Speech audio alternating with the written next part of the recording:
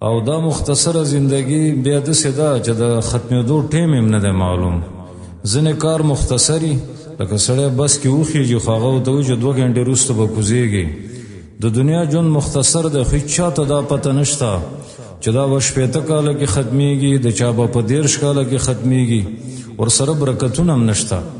ځکه حدیث د بخاري او نورو کتابونو کې دا راځي چې آخره زمانه راله نو زمانه به رانږدې شي. د دې ډېر معنی شارحین د احادیثو کوي خو یو مطلب یې دا ده چې برکت به ختم شي.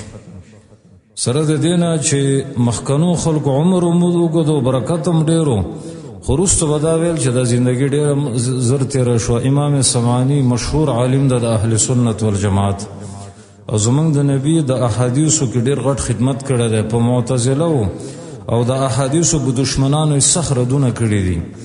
هغې په خپل تفسیر د سورت عنکبوت کې لیکلي دي چې نوح علیه السلام ډېر عمر و ډېر قرآن مجید کې ذکر دي چې 9.5 کاله خو هغه بیان کړی دی.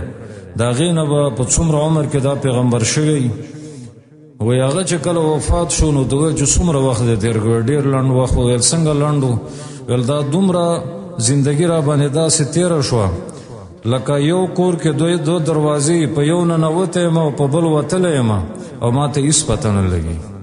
نو زما محترمو زمونږ ژوند هم لنډ دی، برکتونه هم ترې لرې شوي دي او زمونږ د ګناهونو د لاسه بې برکتي شروع شوې ده. عقلمند هغه څوک دی چې د الله ذکر کوي. عقلمند هغه سړی دی چې د آخرت ډېر سوچ کوي او سرګیر خلک هغه دي چې د آخرت نه غافله دي. دی وجه نه موږ ته دا امر دی چې خلکو د آخرت بچیان جوړ شي او د دنیا بچیان مه جوړېږئ ځکه دنیا د دوکې ځای دی، فاني ځای دی، نو دا د عبادتونو ځای دی او په دې کې به غفلت نه کوې.